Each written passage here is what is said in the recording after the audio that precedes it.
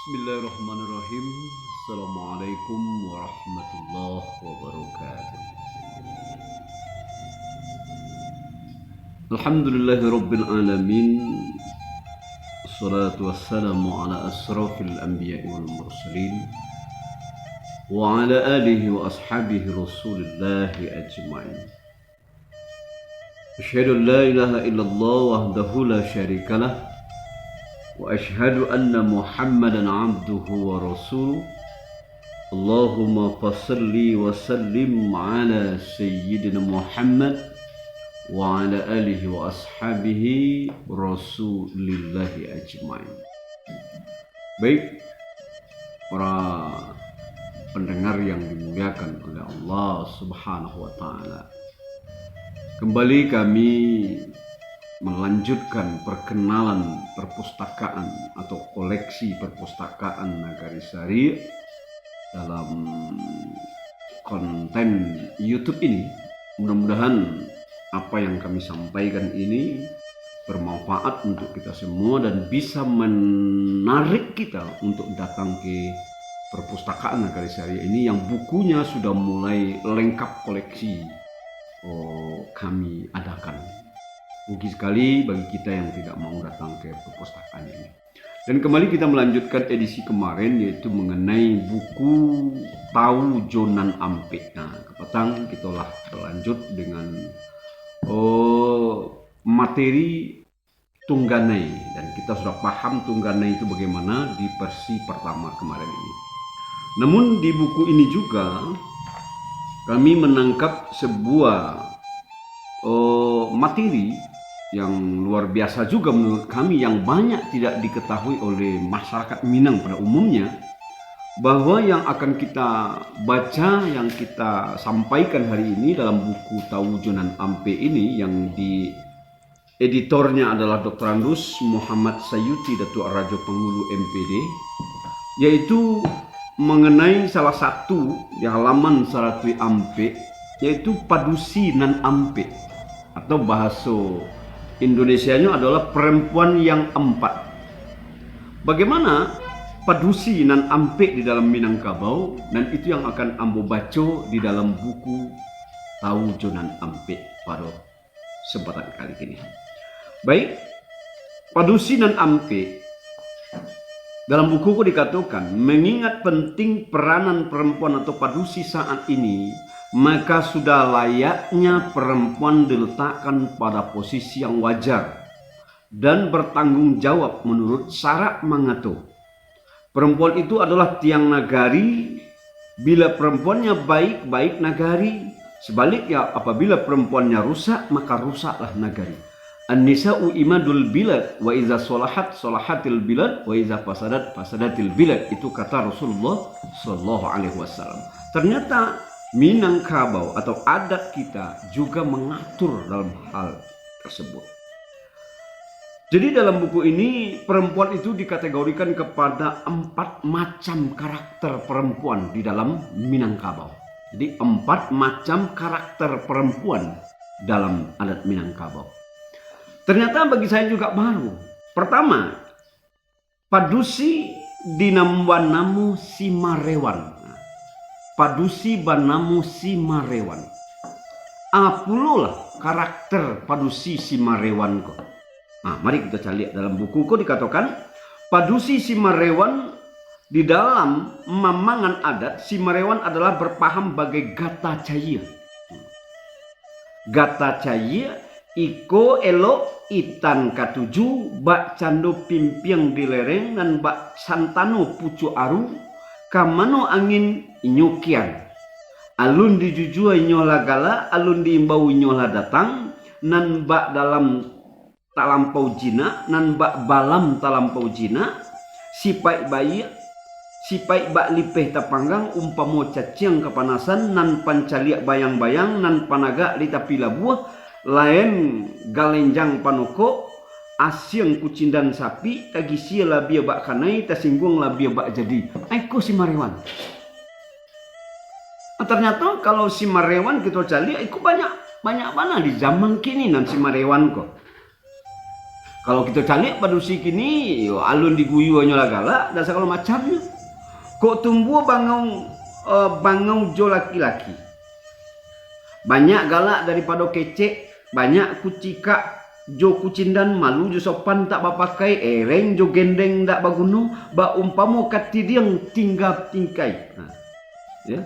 Umpamo katidiang tinggal bingkai, ba ibarat payung tak buka kasau. Aikolah simarewan atau padusi simarewan di dalam adat kita di Minangkabau ko.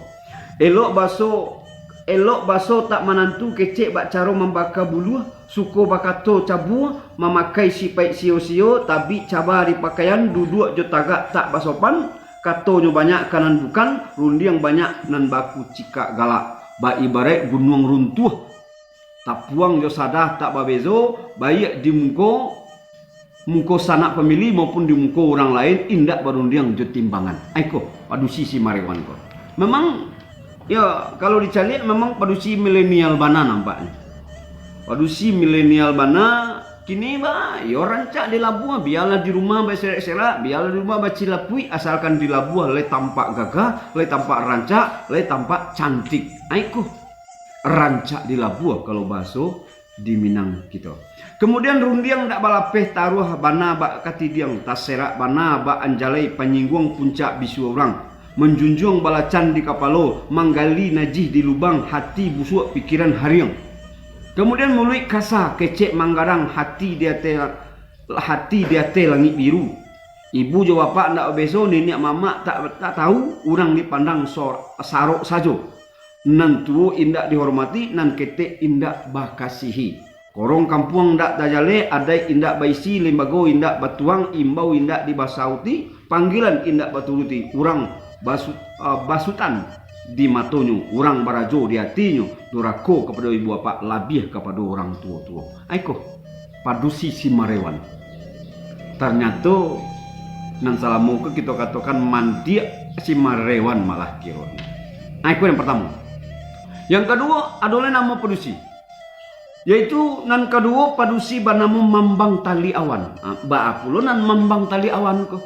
Dalam buku ko ambo bacakan mambang tali awan tu, padusi yang disebut mambang tali awan adalah padusi yang tinggi hati.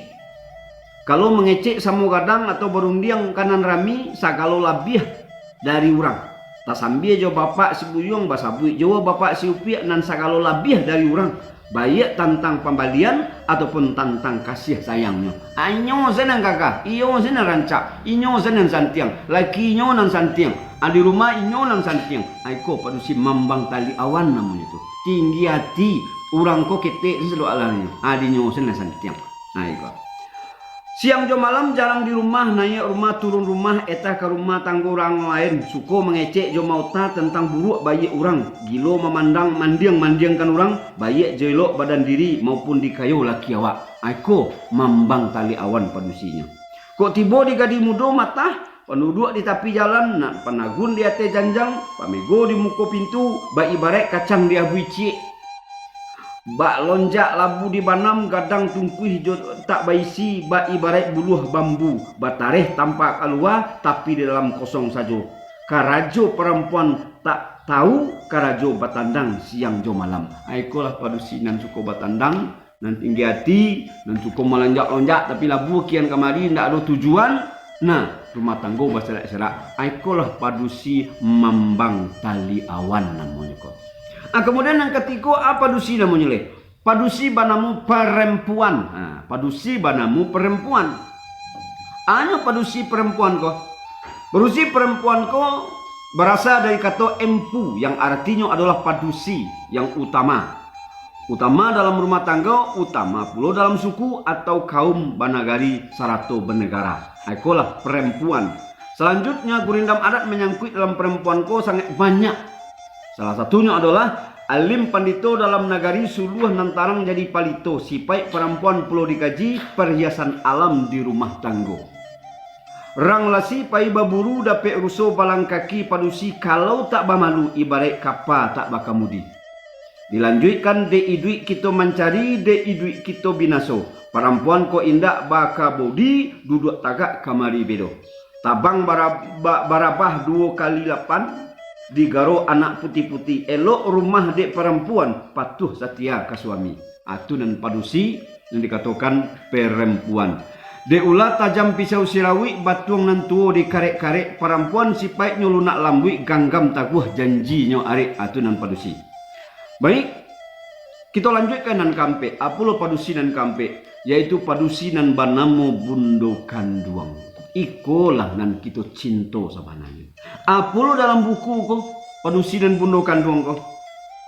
Padusi bundo kanduang adalah seorang perempuan yang utama, merupakan ibu kandung atau kakak kandung, perempuan atau adik kandung. Nah, itulah. Jadi perempuan dari penghulu atau dinik mama suku di nagari. Ibu atau perempuan yang lainnya adalah anggota bundo kandung di nagari.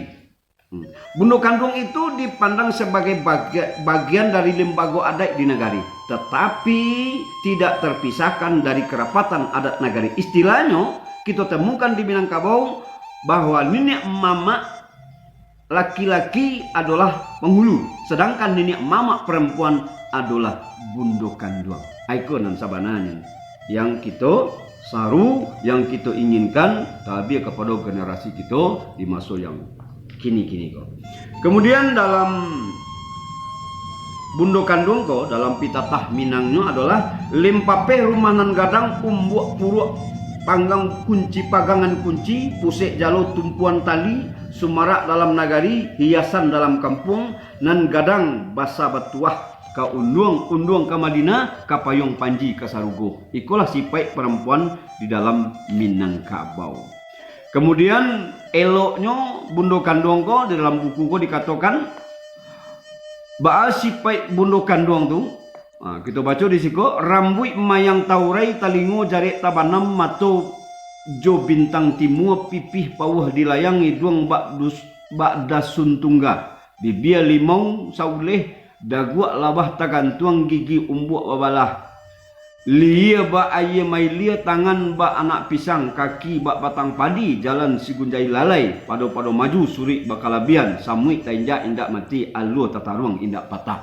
Mangkolah sipai perempuan bundo kandung di dalam Minangkabau. Yo bana bahaga agak kalau kamu ngeci, yo bana bahaga agak kalau kabajalan, yo bana patut ya mungkin tu selesai bana di perempuan dan banamu bundo kandung. Kalau ikulah edisi kita pada kali ini untuk lebih mengetahui lebih banyak tentang nan ampe ko, yo datanglah ke pustaka, bacalah buku di siko, carilah buku Minangkabau. Ada di siko buku pertanian, langkok di siko buku agama apalai. Sebab di pustaka Nagari Syariah yang paling dominan adalah buku agama.